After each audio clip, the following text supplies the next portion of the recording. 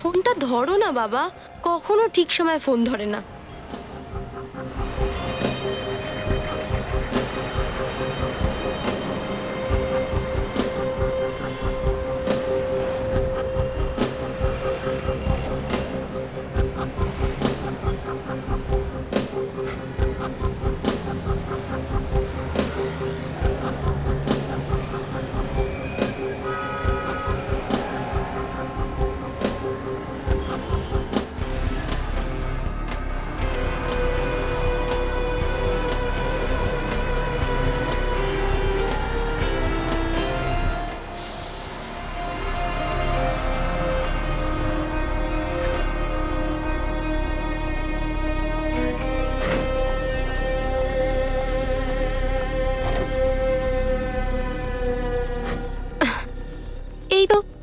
গত মাসেই নতুন টায়ার লাগিয়েছিলাম, আর এখন এই পাঞ্চার।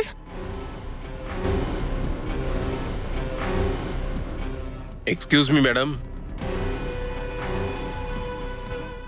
আমি আপনাকে কোনো সাহায্য করতে পারি? ওই অ্যাকচুয়ালি আমার কারের টায়ার পাংচার হয়ে গেছে, আর এখানে কোনো মেকানিকও দেখা যাচ্ছে না। নো প্রবলেম, আমি টায়ার চেঞ্জ করে দিচ্ছি। থ্যাংক ইউ সো মাচ, আমি ডিক্কি খুলে দিচ্ছি। ঠিক আছে।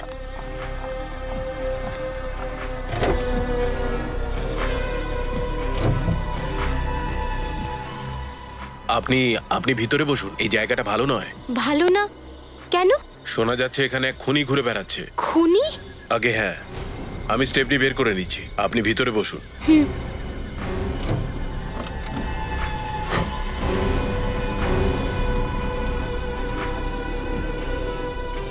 ও মাই গড। ম্যাডাম, আপনার সমস্যা তো আরো বেড়ে গেল। আপনার গাড়িতে তো স্টেপনি নেই। হোয়াট? আগে হ্যাঁ। ও গড, আমি তো গত সপ্তাহেই ওই স্পেয়ার টায়ারটা ইউজ করে নিয়েছিলাম। চলুন আমি আপনাকে আমার গাড়িতে বাড়ি পৌঁছে দিচ্ছি। থাকুক না, আপনি শুধু শুধু এত কষ্ট কেন করবেন? না না, এতে কষ্টের কি আছে? আমি বললাম না এই জায়গাটা ভালো নয়, আর আমি তো আপনাকে সাহায্য করছি। আসুন।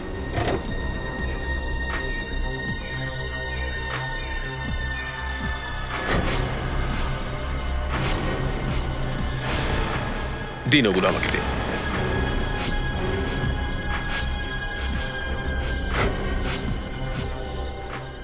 কিন্তু আমার গাড়ি? গাড়ি এই অবস্থায় কে নিয়ে যাবে? টায়ার তো পাংচার হয়ে গেছে। চলুন।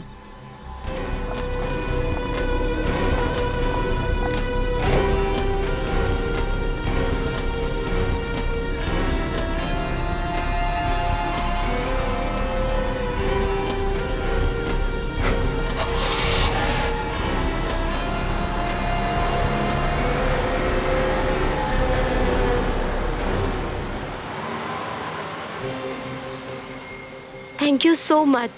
যদি আজ আপনি না থাকতেন তাহলে জানি না কি হতো। ম্যাডাম, আপনার চুলটা কিন্তু খুব সুন্দর।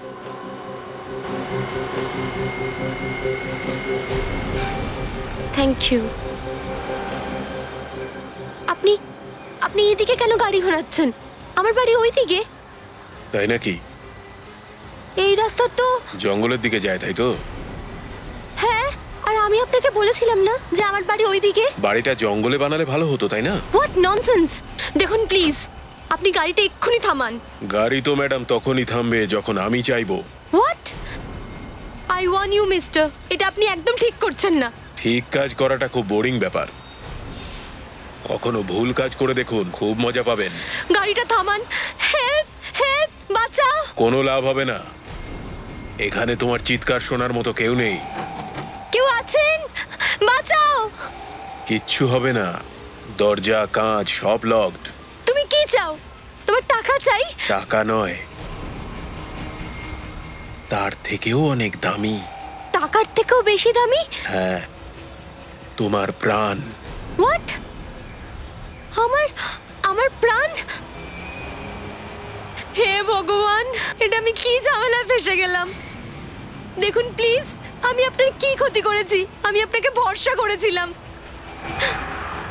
আর কিছুই সম্ভব নয়।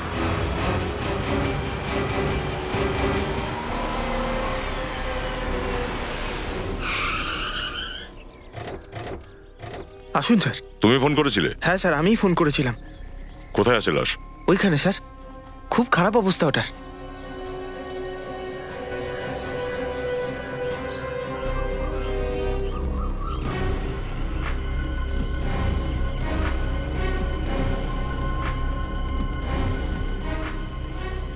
মাই গড,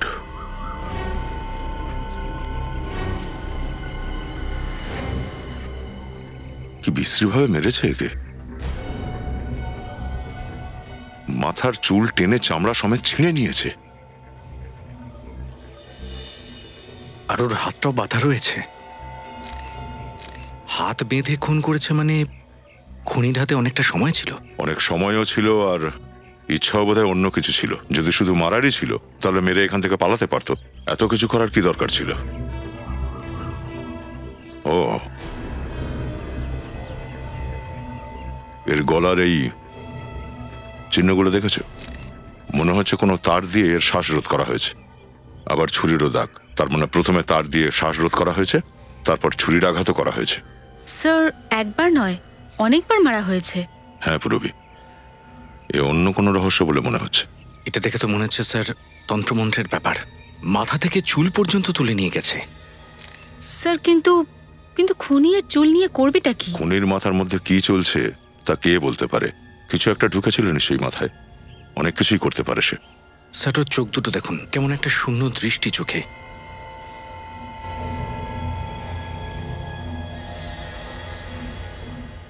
আরে মনে হচ্ছে এর চোখে কোনো কিছু লাগানো হয়েছে। মনে হচ্ছে খুনি এর চোখে এমন কিছু লাগিয়েছে যার জন্য এর চোখ খোলা রয়ে গেছে। খুনি নিশ্চয়ই চেয়েছিল এর নিজের চোখে নিজের মৃত্যু দৃশ্য দেখে। চেনটা খোলো তো। স্যার, এই দেখুন,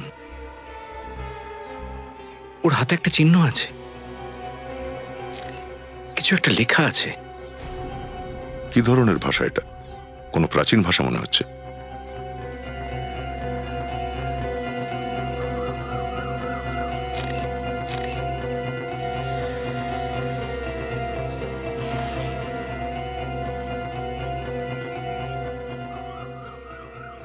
যখন তুমি এখানে এলে, এখানে কাউকে দেখেছিলে আশেপাশে? না স্যার, কাউকে দেখতে পাইনি।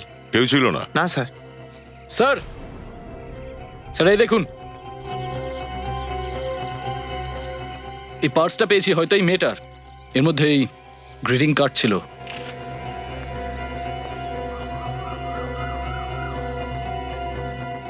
With love, Gayatri. এই মেয়েটার নাম গায়ত্রী তাহলে? বড় ভালোবেসে যত্ন করে রেখেছে কার্ডগুলোকে। যে পাঠিয়েছে সে তার নাম ঠিকানা কিছু লেখেনি, শুধু লিখেছে your true friend. Sir, sir এই মলের পার্কিং এর চালানটা। গাড়ির নাম্বার হচ্ছে AX019801। স্যার, যখন এলাম এখানে গাড়ি তো দেখতে পেলাম না। হতে পারে যে এই মেয়েটাকে অন্য কোথাও মারা হয়েছে, তারপর এনে এখানে ফেলে দিয়ে গেছে। এক কাজ করি, আগে গাড়িটার খোঁজ করি, কন্ট্রোল রুমে ফোন করি।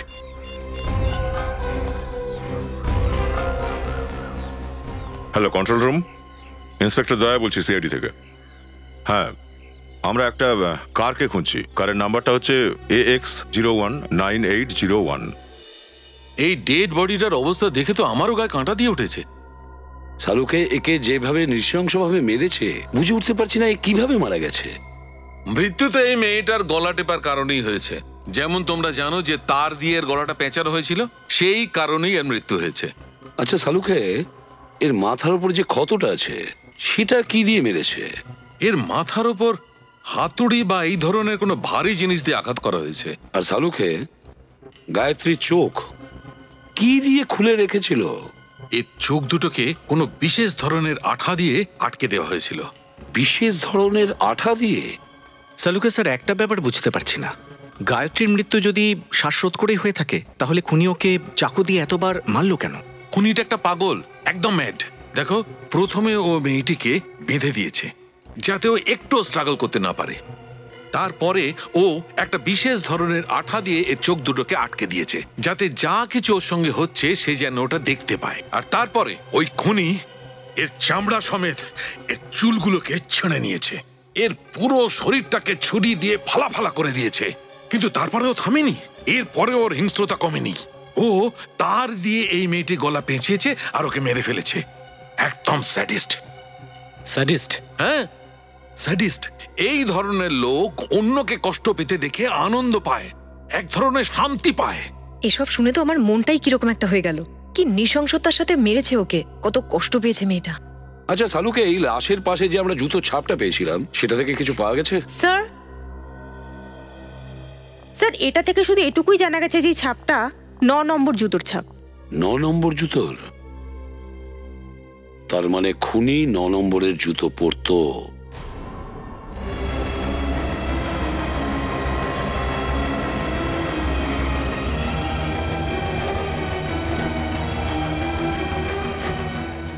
এই হচ্ছে গায়ত্রীর গাড়ি, AX019801।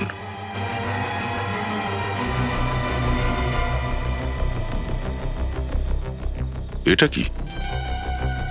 Tyre puncture?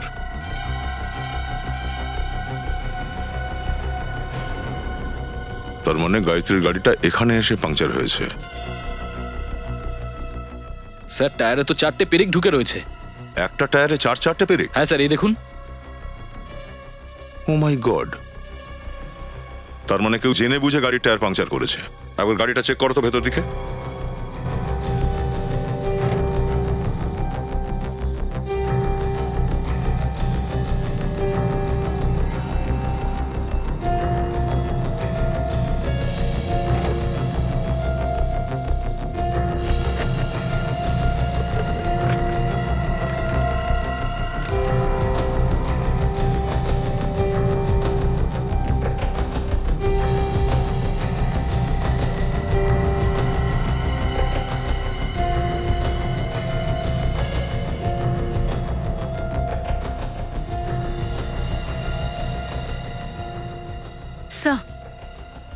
স্যার এই দেখুন স্যার, একটা ক্যামেরা পাওয়া গিয়েছে। চলো, কিছু তো পাওয়া গেল গাড়িটায়। ধরো। স্যার এই দেখুন, এই রেজিস্ট্রেশন কার্ডটা পেলাম। আরে এটা কি? গাড়ি তো গায়ত্রীর নামে রেজিস্টার নয়, সঞ্জয় নামে রেজিস্টার্ড। এ আবার কি রহস্য? কারো মনে যদি প্রবল ঘৃণা থাকে তাহলেই সে এভাবে খুন করতে পারে। গায়ত্রী চুল পর্যন্ত উপড়ে নিয়েছে খুলির সঙ্গে। হ্যাঁ স্যার, খুব নৃশংসভাবে খুন করেছে ওকে। গায়ত্রীর লাশ দেখে তো বুক শুকিয়ে গেছিল পুরো। আর এইসবও এমনি এমনি করেনি, কিছু না ভেবে বেশ প্ল্যানিং করেছে আগে। আর বেচারি গায়ত্রী সেই প্ল্যানিং এ ফেঁসে গেছে। ও তো জানতেই পারেনি যে ওর গাড়ির টায়ার এমনি এমনি পাংচার হয়নি, বরং জেনে বুঝে করা হয়েছে। স্যার হতে পারে যে কেউই হোক না কেন, গায়ত্রীর সাথে কোনো একটা লাভ অ্যাফেয়ার ছিল কলেজ লাইফে, আর কোনোভাবে সেই সময় আঘাত পায়। কিন্তু গায়ত্রীর চুলগুলো নিয়ে কেন গেল? স্যার যখন ও খুনটা করছিল তখন ও গায়ত্রীর চোখটাকে কিছু একটা দিয়ে খুলে রেখেছিল, যাতে ওই সব। স্যার এই খুনি ওই গায়ত্রীর হাতে কোনো সিক্রেট মেসেজও লিখে দিয়েছিল। প্রাচীন কোনো ভাষা মনে হয় ওটা। এত কিছু করে গেছে ওই লোকটা, সোজা সবটা মানসিকতা তো নয়। ওর মনস্তত্ত্ব বোঝার জন্য আমি একজন ক্রিমিনাল প্রোফাইলারকে ডেকেছি, দেখা যাক কি বলে সে। স্যার। হ্যাঁ বিবেক, তোমার কথা হচ্ছে সঞ্জয়ের সঙ্গে, যার নামে এই গাড়িটা রেজিস্টার্ড? হ্যাঁ স্যার, আমি সঞ্জয়ের সঙ্গে কথা বলেছি। 2 মাস আগে গায়ত্রীকে সঞ্জয় গাড়িটা বিক্রি করেছিল। ওই সময় গায়ত্রীর কোনো অ্যাড্রেস প্রুফ ছিল না বলে ওই গাড়িটা আজও সঞ্জয়ের নামই রয়েছে। তাহলে সঞ্জয় কি গায়ত্রীর অ্যাড্রেস জানে না? না স্যার। স্যার গায়ত্রীর কাছে অ্যাড্রেস প্রুফ নেই, তার মানে গায়ত্রী অন্য শহর থেকে এখানে থাকতে আসেনি তো? হতে পারে খুনিও অন্য শহর থেকে এসছে গায়ত্রীর পিছু করতে করতে ওকে খুন করার জন্য। আচ্ছা, আমরা যে ক্যামেরা পেয়েছিলাম গায়ত্রীর গাড়ি থেকে, ওটা অ্যাটাচ করো তো কম্পিউটারের সঙ্গে। স্যার।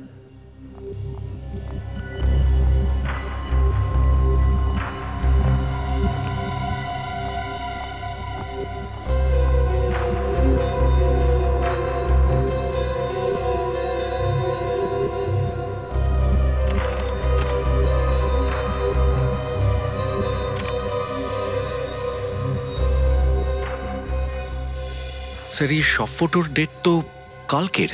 স্যার গায়ত্রী খুব ফটোজেনিক ছিল, ফটোগুলো দেখে মনে হচ্ছে ওর নিজের ছবি তোলার খুব শখ ছিল। সব ফটোতে আলাদা আলাদা ড্রেস আর হেয়ারস্টাইলও আলাদা। ফটো দেখে তো মনে হচ্ছে ও কোনো মডেল অথবা অ্যাক্ট্রেস ছিল। এক মিনিট, এই যে মলটা, এটা তো আইসিজি রোডে না? Yes sir.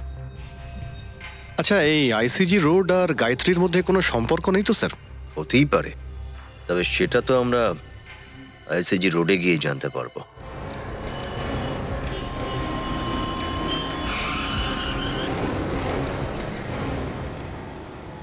দেখা যাক এই আইসিজি রোডে কি খবর পাওয়া যায়।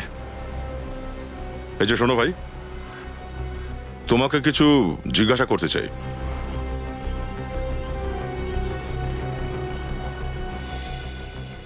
আমার কিছু কথা আছে। স্যার এমন মনে হচ্ছে যে বেচারা কিছু বলতে পারে না। 10 টাকা। আরে স্যার ও তো বোবা নয়। এই নাও 20 টাকা রাখো, এবার তো মুখ খুলবে না। জিজ্ঞেস করুন। আচ্ছা, এই মেয়েটাকে দেখেছেন এখানে যেতে আসতে?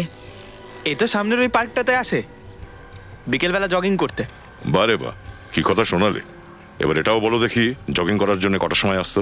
এই ধরুন বিকেল প্রায় 5:30টার সময়। 5:30টার সময়? আশেপাশেই থাকে নাকি?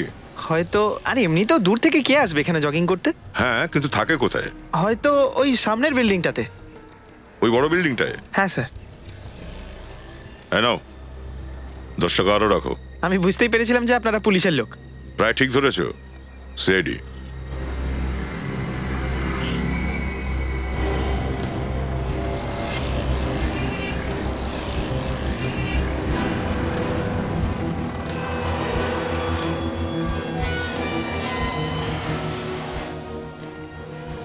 চলো দেখি এখানে কি পাওয়া যায়।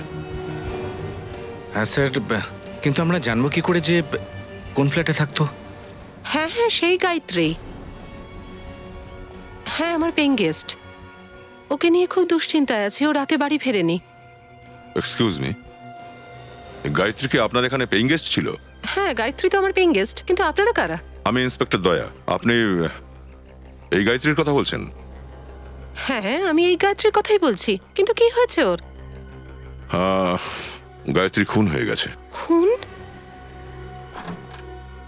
ও মাই গড, আপনারা কি বলছেন? আমি তো কিছুই বুঝতে পারছি না। গায়ত্রীর খুন? কে গায়ত্রীকে খুন করবে?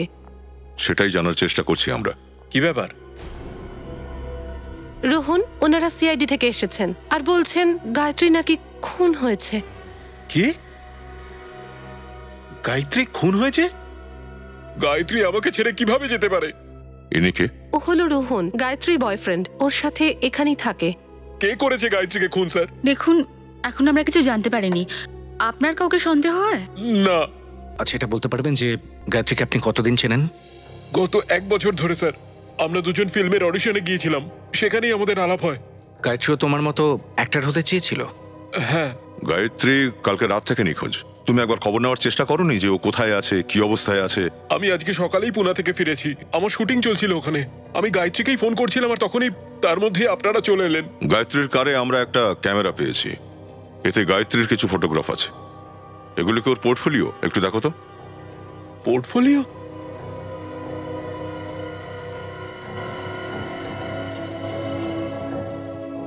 ও নিজের পোর্টফোলিও কিভাবে তোলাবে, স্যার? পোর্টফোলিও তোলাবে না কেন? ওর কাছে তো এত টাকা ছিলই না, স্যার। এত টাকা ছিল না মানে? আমরা দুজনে এদিক ওদিক থেকে নানাভাবে টাকা জোগাড়ের চেষ্টা করছিলাম, কিন্তু কেউ টাকা ধার দিলই না। তাহলে এই পোর্টফোলিওকে শুট করেছিল? এর পিছনে নিশ্চয়ই ওই লোকটার হাত আছে, স্যার। কে সেই লোক? Fashion photographer Nitin. নিতিন? ও অনেকদিন ধরে গায়ত্রীর পিছনে পড়ে গিয়েছিল, স্যার। এ আবার কি নতুন রহস্য? কিছু বুঝতে পারছি না আমি। স্যার, আমি ওকে অনেকবার বলেছিলাম যে গায়ত্রী আমার গার্লফ্রেন্ড, কিন্তু তারপরে ও গায়ত্রীর পিছনে পড়েছিল। তোমার কথা অনুযায়ী নিতিন গায়ত্রীকে ভুল বুঝিয়েছে আর সেই পোর্টফোলিও তুলেছে। তাছাড়া আর কি, স্যার? একটা পোর্টফোলিও করার জন্য কমপক্ষে 40-50 হাজার টাকা দরকার হয়, স্যার। গায়ত্রী কোথা থেকে পেতো এত টাকা? আচ্ছা, নিতিনের কোনো স্টুডিও তো আছে নিশ্চয়ই? হ্যাঁ স্যার, খারে আছে। Yes sir. কি জানতে পারলেন আপনি ওই খুনের বিষয়ে? সবকিছু দেখার পরে এটাই মনে হয়েছে যে খুনির সঙ্গে গায়ত্রীর কোনো ব্যক্তিগত শত্রুতা ছিল না। কি? এটা আপনি কি করে বলছেন? যেরকম নৃশংসতার সঙ্গে গায়ত্রীকে মারা হয়েছে তার থেকে মনে হচ্ছে যে এটা কোনো সাইকোপ্যাথের কাজ। সাইকোপ্যাথ? আগে হ্যাঁ, এটা একটা এমন রোগ যেটা মানুষের শরীর নিয়ে জানোয়ারের মতো কাজ করে। এই ধরনের খুনিকে সবসময় ইন্ট্রোভার্ট বলা হয়। ইন্ট্রোভার্ট? তার মানে সেই ধরনের লোক যারা বেশি কথা বলা পছন্দ করে না, একা থাকতে পছন্দ করে। আগে হ্যাঁ, এদের একাকিত্ব যখন সহ্যের বাইরে চলে যায় তখন এরা নিজেদেরকে সমাজের বাইরে মনে করে। মানুষের সুখ দুঃখের সঙ্গে এদের কোনো সম্পর্ক থাকে না। এই রকম মানুষদের সোশিওপ্যাথ বলা হয়। ও আই সি। কিন্তু একটা ব্যাপার মাথায় ঢুকছে না, এই সোশিওপ্যাথ সে গায়ত্রীর চুল স্কাল সমেত কেন নিয়ে যাবে?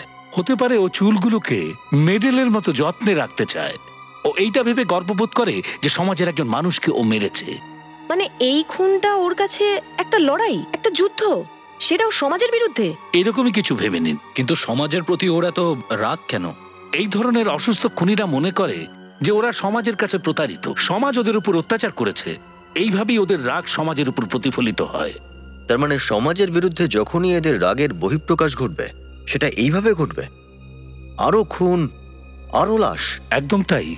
এদের আপনি সাধারণ খুনি ভাববেন না, এরা অত্যন্ত বিপজ্জনক হয়।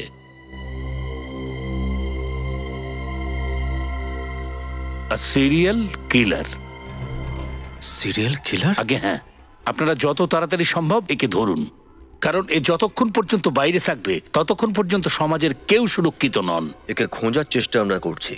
আপাতত আমরা এতটুকুই জানতে পেরেছি যে এই খুনি 9 নম্বরের জুতো পরে। স্যার, হ্যাঁ বিবেক? স্যার, গায়ত্রীর হাতে যে চিহ্ন ছিল সেটার মানে কি সেটা জানতে পেরে গেছি। Very good.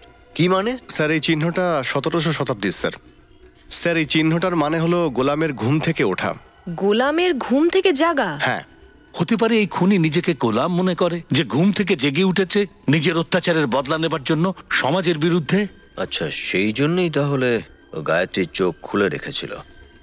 এর মানে হলো ও সমাজকে দেখাতে চাইছিল যে ও আবার ফিরে এসেছে, গভীর ঘুম থেকে জেগে উঠেছে। ওকে বেবি, এবার আমাকে ভালো করে একটা $1 মিলিয়ন স্মাইল দাও। ও সরি, তুমি তো মাস্ক পরে আছো। ইয়েস, আপনারা কারা? আমার পারমিশন ছাড়া আপনারা ভিতরে এলেন কি করে? শ্যাম! এত চেঁচানোর দরকার নেই, গলা ধরে যাবে। তোর শ্যামই আমাদের ভেতরে পাঠিয়েছে। শ্যামের এত বড় সাহস! কি করতো বেচারা? যখন আমাদের পরিচয় জানতে পারলো তখন আর সাহসী পেল না আমাদের বাধা দেওয়ার। আমাদের মুখগুলোই এরকম, যা দেখে মানুষের এমনি কান্না পেয়ে যায়। কান্না পেয়ে যায়? আগে হ্যাঁ, কাঁদতে তোমাকেও হবে যখন তুমি জানতে পারবে যে আমরা কারা। কারা আপনারা? খুনিরা ভালোবেসে আমাদের সিআইডি বলে ডাকে। সিআইডি? রিটা, রিটা প্লিজ তুমি বাইরে যাও, আর এই মাস্কগুলো নিজের সাথে করে নিয়ে যাও। স্যার, স্যার আমি কোনো খুন করিনি। আমরা কখন বললাম যে তুই খুন করেছিস? পূরবী, স্যার, ওকে ফটোগুলো একটু দেখাও তো। এই পিকচার্স তো গায়ত্রীর। হ্যাঁ, গায়ত্রীরই ফটোগ্রাফিগুলো। কেউ খুব নৃশংসভাবে গায়ত্রীকে খুন করেছে। হোয়াট? গায়ত্রীকে? এর ব্যাপারে তো আমি কিচ্ছু জানি না। কিন্তু গায়ত্রীর বয়ফ্রেন্ড রোহান তোমার নাম নিয়েছে। তুমি গায়ত্রী আর রোহানের সম্পর্ক ভাঙতে চাইছিলে না? না, এসব মিথ্যে কথা, ফালতু কথা। কিন্তু ওর প্রোফাইল তো তুমিই তুলেছিলে, ওর পোর্টফোলিও তুমিই তুলেছিলে, আর তাও বিনা পয়সায়। গায়ত্রীর কাছে টাকা ছিল না, আর আমি একটা পোর্টফোলিওর জন্য 40,000 টাকা নিই। আমি গায়ত্রীর পোর্টফোলিও বানাইনি। তুই গায়ত্রীকে ভুল বোঝানোর চেষ্টা করেছিস। না স্যার, এটা মিথ্যে কথা। তুই গায়ত্রীকে ভালোবাসতিস না? করতাম স্যার, কিন্তু অ্যাকচুয়ালিও রোহনকে ভালোবাসতো, সেই জন্য আমি সরে আসি স্যার। না, তুমি সরে আসতে চাওনি। তুমি এটা খুব ভালো করে জানতে যে গায়ত্রী রোহানকে ভালোবাসে। এই কথাটা তোমার মনে কাঁটার মতন বিঁধছিল। সুযোগ পেতেই তুমি গায়ত্রীকে সারা জীবনের মতো সরিয়ে দিয়েছো। না, এটা মিথ্যে কথা। হাই নিতিন, আমরা রেডি, শুট শুরু করি। রুচি তুমি প্লিজ একটু পরে এসো। কেন? আমার জায়গায় কোনো অন্য মডেলকে নিয়ে নিয়েছো নাকি? না, এখন এতটা খারাপ সময় আসেনি। তাহলে আপনারা? রুচি, এনারা সিআইডির লোক। CID? Oh my God, I am so sorry. Ruchi, এনারা আমার বিরুদ্ধে গায়ত্রীকে খুনের অভিযোগ করছেন। আপনাদের কোথাও ভুল হচ্ছে। নিতিন কাউকে খুন করতে পারে না। আচ্ছা, তো নিতিন তুই বল, কাল রাত 9টার সময় তুই কোথায় ছিলিস? সে কাল সকালে আমি 10টা থেকে রাত্রি 12টা পর্যন্ত অফিসেই ছিলাম। আপনারা চাইলে রুচিকে জিজ্ঞাসা করতে পারেন। হ্যাঁ স্যার, একটা শ্যাম্পুর অ্যাডের প্রিন্ট শুট ছিল, সেটারই শুটিং চলছিল। শ্যাম্পুর অ্যাডের শুট? তাতে মডেল কে ছিল? স্যার, রুচি। ও রেডি, একটু জুতোটা চেক করো তোর। এই সব সময়গুলো আমার বিবেকের কথা খুব মনে পড়ে। কিছু বললে কি তুমি? হুম, কিছু না স্যার, আমি বরং জুতোটা চেক করি। নেই স্যার, কিচ্ছু নেই। কি কি নেই? জুতোয় কোথাও মাটি নেই। তোমায় মাটি খুঁজতে কে বলেছিল? জুতোর নাম্বারটা দেখো। ও,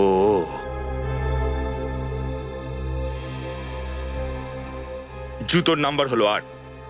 8? পুরবি, আরে বড় ফটোগ্রাফটা দেখো তো। তুই এই ফটোগুলো দেখে কি বলতে পারবি যে এই ফটোগুলো কে তুলতে পারে? এইভাবে বলাটা তো একটু কঠিন, তবে এরকম ব্যাকগ্রাউন্ড আমি দেখেছি। এরকম ব্যাকগ্রাউন্ড আমি রূপার পিকচারে দেখেছি। রূপা, তোমার কাছে ওই রূপার নাম্বার আছে? হ্যাঁ আছে। ইটস 161242682। হ্যালো। হ্যালো, হ্যাঁ, আমি রূপার সাথে কথা বলতে পারি? কে বলছেন? আমি ওর বান্ধবী বলছি। রূপা কাল রাত থেকে বাড়িতে ফেরেনি। হোয়াট? ঠিক আছে কি হলো? স্যার, রূপার বাবা ফোন তুলেছিলেন, বললেন যে রূপা কাল রাত থেকে বাড়ি ফেরেনি। কাল রাত থেকে রূপা বাড়ি ফেরেনি? হ্যালো, হ্যাঁ কোথায়? ঠিক আছে, আমরা পৌঁছচ্ছি।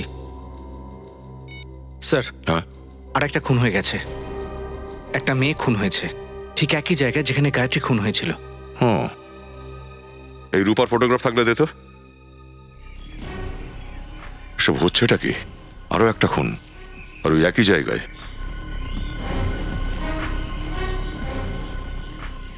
আনবিলিভেবল।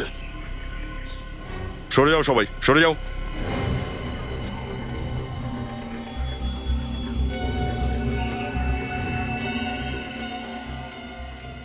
স্যার, খুনি হয় খুব চালাক, নয় খুব বোকা। একই জায়গায় আরেকটা খুন, প্রথমে গায়ত্রী, তারপরে এ তো দেখছি রূপা। নো, জানি না এর বাবার কি অবস্থা হবে। এই মেয়েটাকেও একইভাবে মেরেছে যেভাবে গায়ত্রীকে মেরেছিল। এর চোখেও কিছু লাগানো হয়েছে। যে ব্যাপারে ভয় পাচ্ছিলাম সেটাই ঘটল। সিরিয়াল কিলার আরো একটা খুন করে দিল। ঠিক একইভাবে ওয়্যার দিয়ে গলা চেপে দিয়েছে, মাথার চুল উপড়ে নিয়েছে, আর এই হাতেও ঠিক একই রকম চিহ্ন। স্যার, একটা কথা বুঝতে পারছি না, এই খুনি মহিলা মডেলসদেরই টার্গেট করছে কেন? সমস্ত মডেলগুলোকে যেভাবে হোক জানাতে হবে যেন সাবধান থাকে, তাহলে আরো একটা খুন আমরা আটকাতে পারবো। না হলে জানি না আরো কতগুলো মডেলকে এভাবেই মার্ডার করা হবে। দেখো সালুকে, হ্যাঁ, আমার শুধু একটা প্রমাণ চাই যেটা দিয়ে আমরা খুনি পর্যন্ত পৌঁছতে পারি। আছে তো, প্রমাণ আছে তো। তাহলে দেখাও। না, দেখাতে পারবো না, শোকাতে পারি। দেখো সালুকে, এখন রসিকতা করার সময় নয়। আরে ভাই, এটা মজা নয়। স্যার, একটু দেখি। স্যার, এনো, এটা শোকো, একটু এই স্টিকটা শুকে দেখো।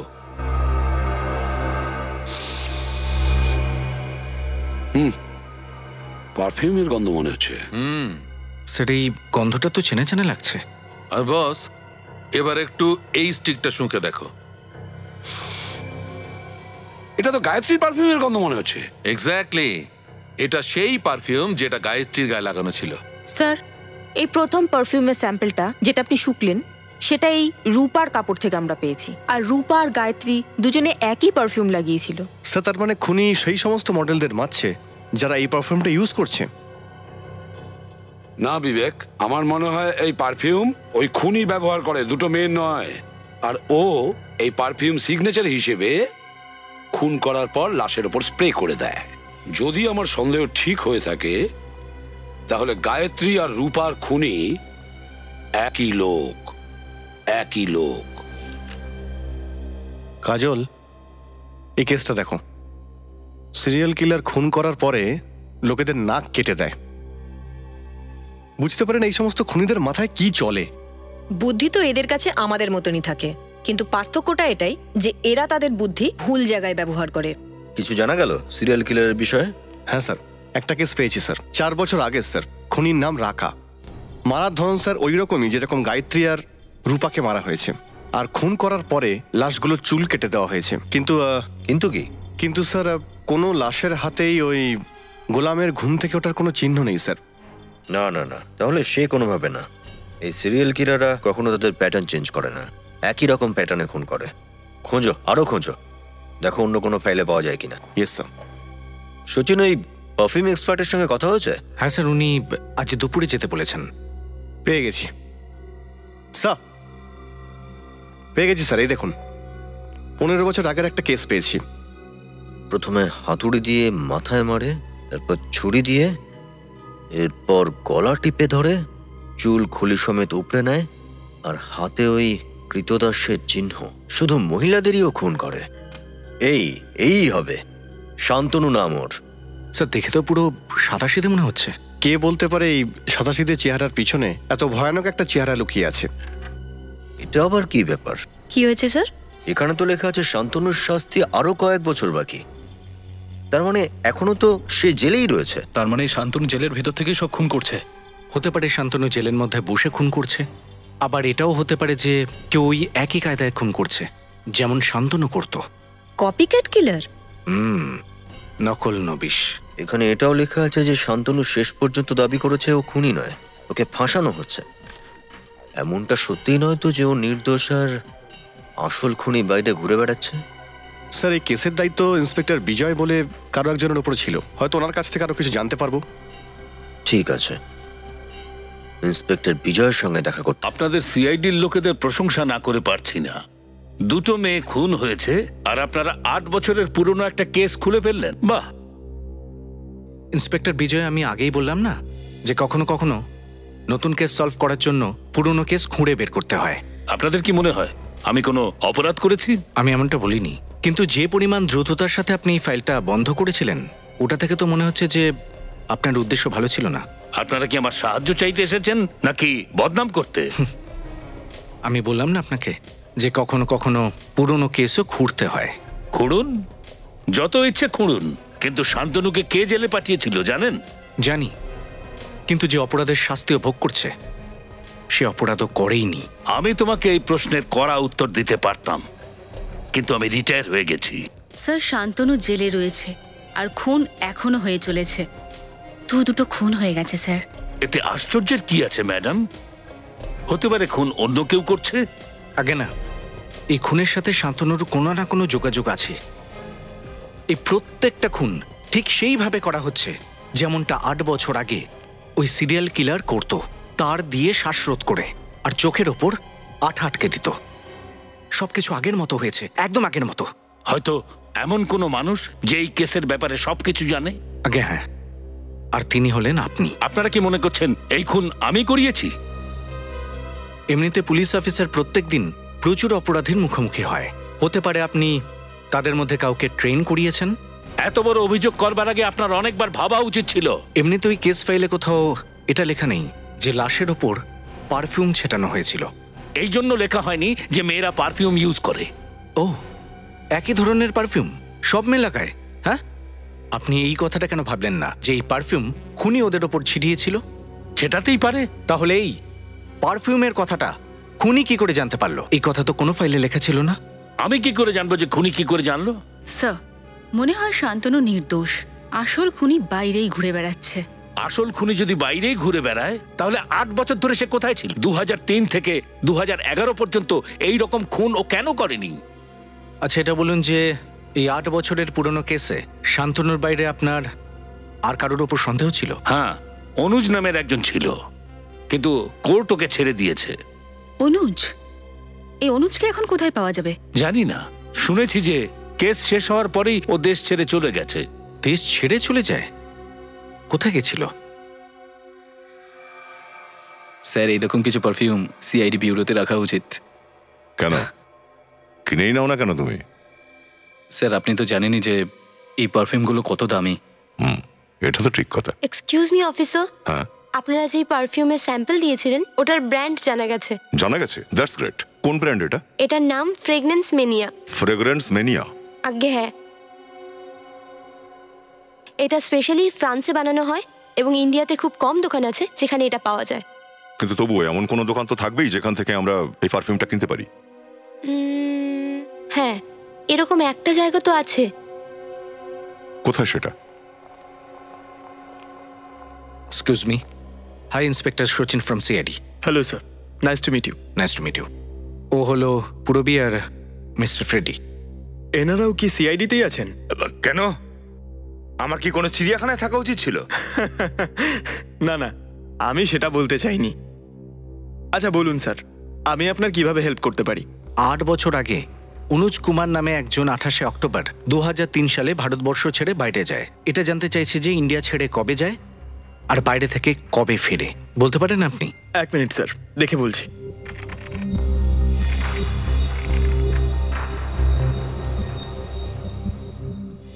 দেখুন স্যার, গত 8 বছরের মধ্যে মিস্টার অনুজ ইন্ডিয়াতে মাত্র একবার এসেছেন। আর কবে ফিরেছিল সে? অক্টোবরে, গত মাসে। গত মাসে অক্টোবরে? আর উনি এখনো ইন্ডিয়াতেই আছেন। ও, তার মানে গত মাসে অক্টোবরে অনুজ ফিরে আসে আর তারপর থেকেই খুনগুলো শুরু হয়। স্যার আপনি কিছু বললেন? না। আচ্ছা, অনুজের ইন্ডিয়ার অ্যাড্রেস হবে আপনার কাছে? আমার কথা বিশ্বাস করুন স্যার, আমি কাউকে খুন করিনি স্যার। কি করে বিশ্বাস করব? শান্তনু এখনো জেলে রয়েছে আর ওই 15 বছরের পুরনো কেসে আদালতে তোমার উপর সন্দেহ ছিল। সন্দেহ ছিল স্যার, কিন্তু আমি নির্দোষ প্রমাণিত হই স্যার, কারণ আসল খুনি শান্তনুই ছিল। আচ্ছা, 10ই নভেম্বর রাত 9টায় তুমি কোথায় ছিলে? স্যার আমি রেস্টুরেন্টে ছিলাম। কোন রেস্টুরেন্টে? সূর্যমহল। আমি ওখানে ওয়েটারে কাজ করি স্যার। আর 12ই নভেম্বর রাতে কোথায় ছিলে? স্যার সেদিন রাতেও আমি ওখানেই ছিলাম। আপনি চাইলে ওখানকার স্টাফেদের সঙ্গে কথা বলতে পারেন। স্যার প্লিজ আমার কথা বিশ্বাস করুন। বিবেক, ওর জুতো চেক করো। জুতো স্যার? কিন্তু কেন স্যার? জুতো দেখো।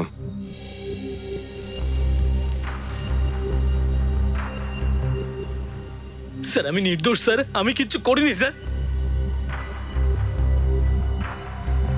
এটা দাও।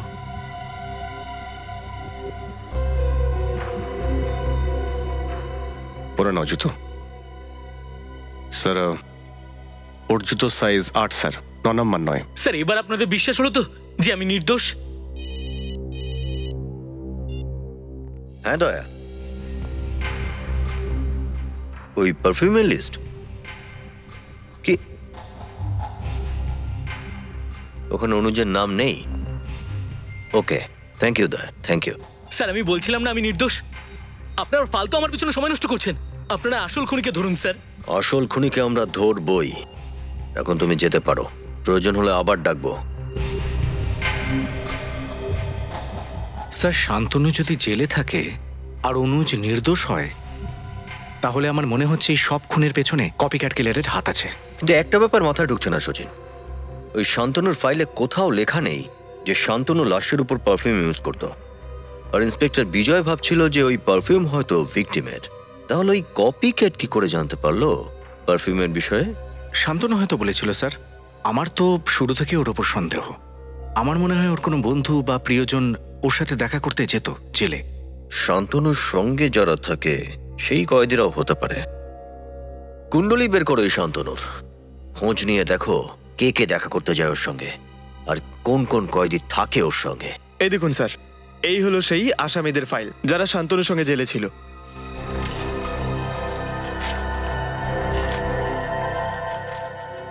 সতেরো জন কয়েদি, কিন্তু এই কয়েদিটা কারোর সঙ্গে খুব একটা মেলামেশা করতো না। বেশ সময় লাগতো এর সঙ্গে কারোর বন্ধুত্ব করতে। আমাদের এইটা খুঁজে বের করতে হবে যে এদের মধ্যে কে কে আছে যে লোকগুলো শান্তনুর সঙ্গে সবচেয়ে বেশি সময় কাটিয়েছে। বেশিরভাগই তো 1-2 সপ্তাহ অথবা 1-2 মাস জেলে কাটিয়েছিল। শুধু এই 6 জন কয়েদি আছে যারা শান্তনুর সঙ্গে 1 বছরেরও বেশি সময় কাটিয়েছে। তার মানে স্যার, যেই লোকটা শান্তনুকে নকল করছে সে এই 6 জন কয়েদির মধ্যে কেউ একজন। সত্যি বুদ্ধিমানের মতো কথা বলেছো ফ্রেডি। Thank you. এখন এই 6 জন কয়েদির মধ্যে 3 জন তো এখনো জেলেই আছে। তাহলে বাকি রইল এই 3 জন, বাবলা, রাজু আর মনু। বাবলা খুন করেছিল শেফালিকে টাকার জন্যে, আর এই রাজু নিজে মেরেছিল ওর বৌদিকে, অবৈধ প্রেমগাথা। আর স্যার বাঁচল গিয়ে মনু। এই মনুর কেসটা একটু অন্যরকম লাগছে। এর বিরুদ্ধে মহিলাদের টিজ করার অনেকগুলো অভিযোগ আছে। এ মেয়েদের বিরক্ত করতো? শুধু তাই নয়, একটা মেয়েকে খুন করার চেষ্টাও করেছিল। Attempt to murder. নিজের মার সঙ্গে থাকে, ছোটবেলাটা খুব খারাপ কেটেছে এর বাবা মদ খেয়ে এর মাকে ধরে মারতো। এই কারণে মনু সমাজের বিরুদ্ধে চলে গেছে। ওর বাবাকে দেখেছে হয়তো মদ খেয়ে মাকে মারতে, এই কারণে মেয়েদের ওপর অত্যাচার করতে শুরু করে। অম্বরনগরে থাকে।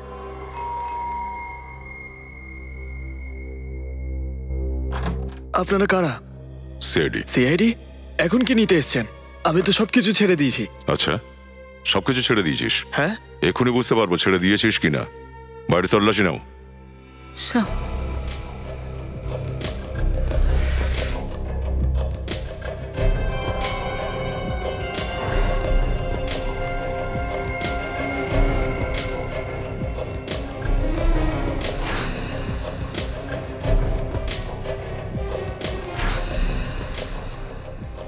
স্যার এই দেখুন ব্যাগ।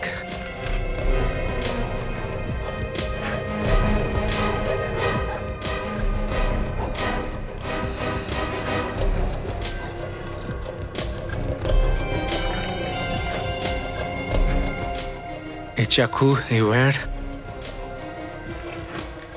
তুই সব ছেড়ে দিয়েছিলিস না? কি তাহলে এগুলো? তুই হসপিটালে কাজ করিস না কোনো কসাইখানায়? না স্যার, এই অস্ত্রগুলো আমার আর কোনো কাজের নয়।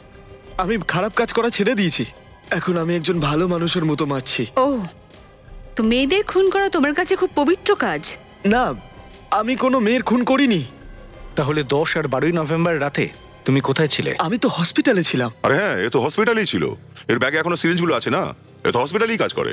না স্যার, আমি 7 নভেম্বর থেকে 13 নভেম্বর অবধি এসপি হসপিটালে ছিলাম। ওখানে আমার মায়ের চোখের অপারেশন ছিল। এসপি হসপিটালে? হ্যাঁ স্যার। দেখ, হসপিটালে গিয়ে জিজ্ঞাসা করবো কিন্তু। হ্যাঁ স্যার, চাইলে আপনি জিজ্ঞেস করতেই পারেন। আরে তুই যদি ভালোই হয়ে গিয়ে থাকিস তাহলে কে সেই লোক যে এত খুন করে বেড়াচ্ছে? হ্যাঁ, আমি কি করে বলবো স্যার? শান্তনুকে চিনিস? শান্তনু? হ্যাঁ শান্তনু। কাছের লোক না তুই ওর? না স্যার, আমি ওর কাছের লোক নই। ওর কাছের লোক তো গোগা, সত্যি খুব কাছের ছিল। সচিন, একটু জেলে ফোন করে খোঁজ নাও তো। স্যার। এক্ষুনি জানা যাবে সব।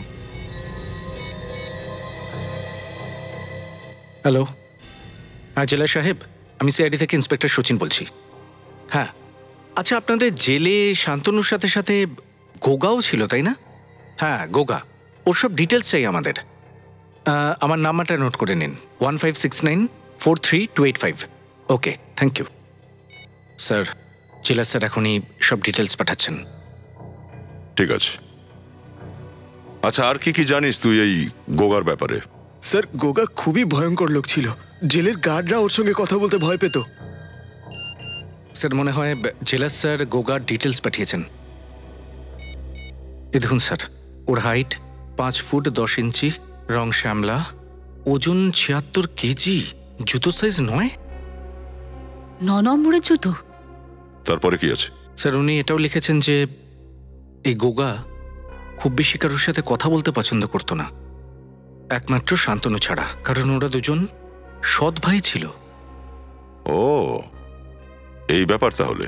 সেই জন্যই শান্তনু গোগাকে প্রত্যেকটা বিষয়ে জানিয়েছে খুন করার ব্যাপারে। আর এই গোগা শান্তনুকেই নকল করে যাচ্ছে, ওরই পদ্ধতি অনুসরণ করে মেয়েগুলোকে খুন করছে। আর স্যার এটাও লেখা আছে যে এই গোগার মদের নেশা ছিল, আর ও প্রায়ই রক অ্যান্ড রোল পাবে যেত। রক অ্যান্ড রোল পাব? আর ওর গ্রেফতারও রক অ্যান্ড রোল পাবেই হয়েছিল। কি দারুণ ব্যাপার! একে গ্রেপ্তার রক অ্যান্ড রোল পাবে করা হয়েছিল, আর এবার ফাঁসির খবরটাও ওখানেই বসে পাবে ও। রক অ্যান্ড রোল পাব।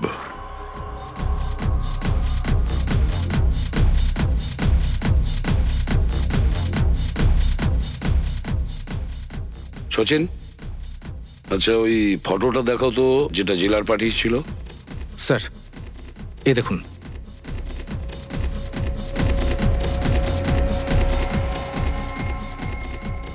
এই ওয়েটার। ওই যে স্যার। আমার জন্য আরেকটা বিয়ার আনো।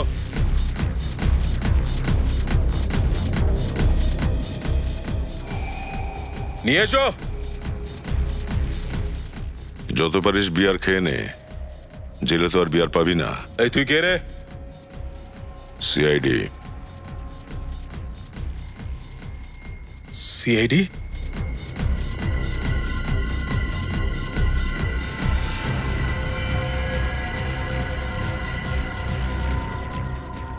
গুলি চালিয়ে দেবো। আমি গুলি চালিয়ে দেবো। গোগা পাগলামি ছাড়ো, বন্দুক ফেলে দাও। আমি বলে দিচ্ছি কেউ এগোবে না।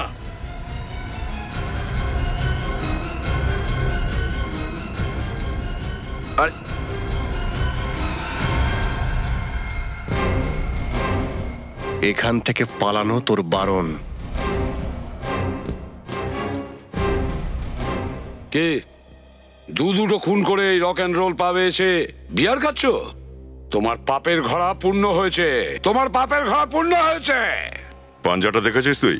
হ্যাঁ, এটা যখন কারোর গালে পড়ে না, তখন আচ্ছা আচ্ছা লোকের নেশা ছুটে যায়।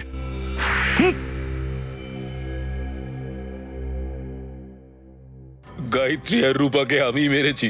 আরো অনেক মেয়েকে তুমি মারতে, তাই না? আগে হ্যাঁ। কেন, কি ক্ষতি করেছে ওরা তোমার? শান্তনু আমার সৎ ভাই। সেটা আমরা জানি। আর আমি জানতাম যে আমি এই খুনগুলো করলে আদালত ভাববে যে শান্তনু নির্দোষ, আরো জেল থেকে ছাড়া পেয়ে যাবে। কিন্তু এটা হয়নি। আমাদের চোখে তুমি ধুলো দিতে চেয়েছো, সিআইডির চোখে। কিন্তু এসব করার দরকার বা কি ছিল? এমনিতেই তো 2015-তে শান্তনু জেল থেকে রেহাই পেয়ে যেত।